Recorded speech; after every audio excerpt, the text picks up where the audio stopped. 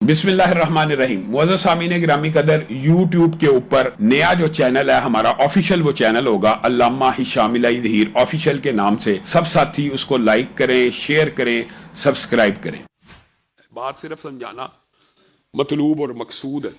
بتائیے، حدیث جی دین کا ماخوذ ہی نہیں ہے۔ نیک نیتی سے کوئی عمل کر لو تو جو چاہے کر لو، چاہے اس کی سند نہ ہو، چاہے اس کی دلیل نہ ہو۔ فمن کان یرجو لقاء ربہ فلیعمل عملا صالحا۔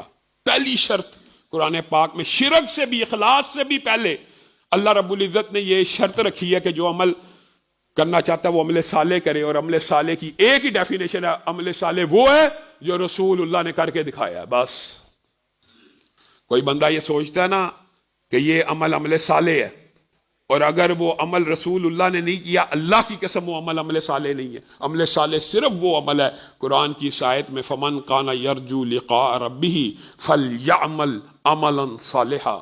عمل صالح صرف وہ عمل ہے جو رسول اللہ اپنی زندگی میں کر کے بتلا کے گئے ہیں، اور صحابہ نے آپ کی زندگی میں اس کے اوپر عمل کر کے دکھا دیا۔ بس اس کے علاوہ کوئی عمل صالح نہیں ہے۔ آپ تو یہ وہ بات کرتے ہیں، روزہ دیکھیں یہ دلیل ہے کہ جس کی دلائل موجود ہیں دین میں وہ بھی نہیں ہو سکتا۔ چلے نماز ہے،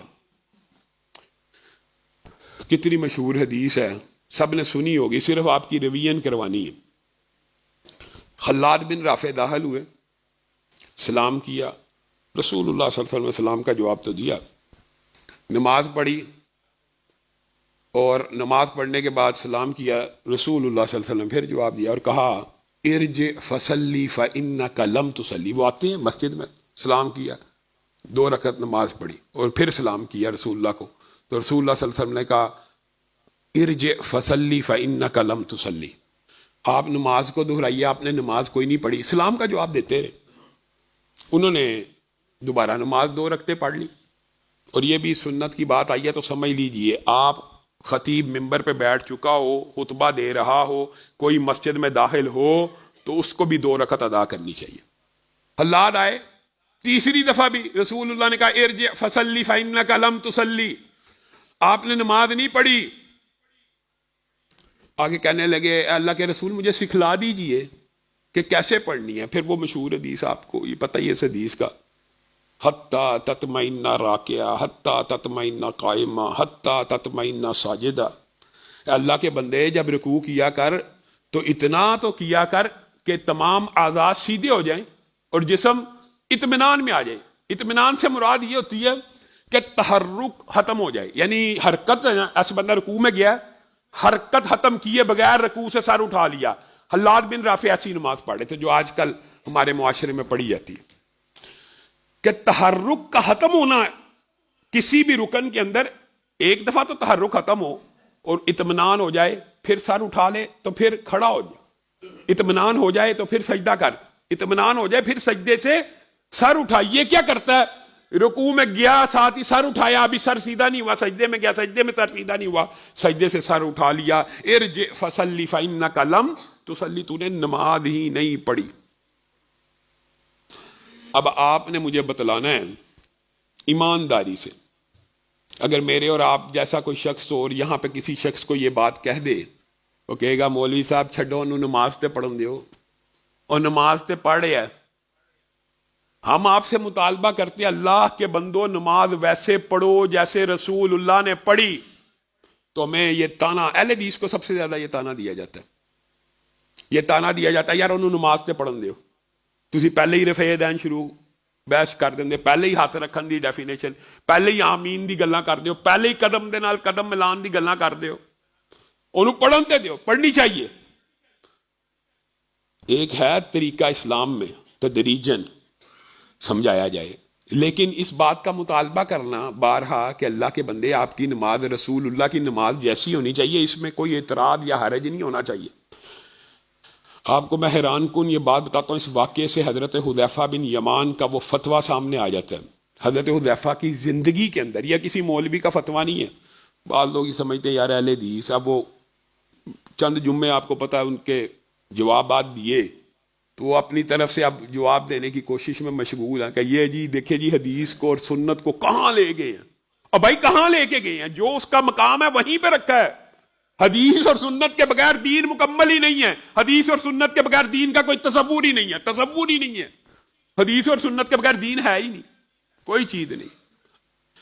حضرت حذیفہ بن یمان کے سامنے ایک تابعی ہے، یا بعض لوگوں نے لکھتا ہو سکتا صحابی بھی ہو، تابعی لگا لیجیے. ایک تابعی انہوں نے ایسی نماز پڑھی تو وہ بار بار اس کو کہتے ہیں ارجع فصلی فإنک لم تصلی، واپس لوٹ جائیے، آپ نے نماز نہیں پڑھی، واپس لوٹ جائیے. اس نے کہا مجھے اس سے اچھی آتی نہیں. اس تابعی یا صحابی نے کہا مجھے اے حذیفہ اس سے اچھی آتی نہیں.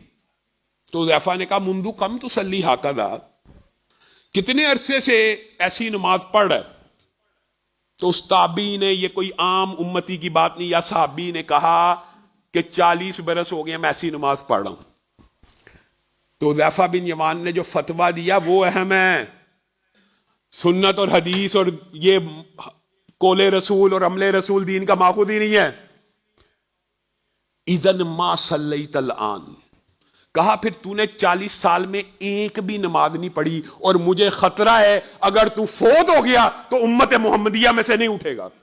یہ کسی مولوی کا فتویٰ نہیں ہے، یہ حضرت حذیفہ کا فتویٰ ہے. اگر تیری نماز رسول اللہ کی نماز کے مطابق نہیں ہے، کم از کم جو اس کے اراکین ہیں وہ پورے نہیں ہو رہے، کم از کم جو چیزیں رسول اللہ کو کرتے دیکھا وہ چیزیں پوری نہیں ہو رہی، تو سمجھ لے تو نے ایک نماز بھی نہیں پڑھی.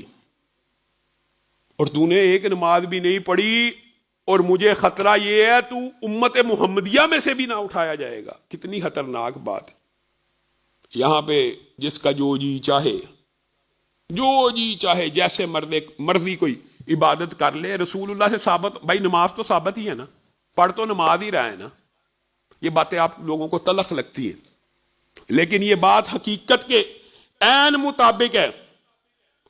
40 برس بھی سنت کے مطابق نماز نہیں پڑھی، وہاں پہ آپ کے سامنے رکھا، ساری سال کے روزے رکھ بھی رہا، چونکہ سنت نہیں، ایک بھی قبول نہیں.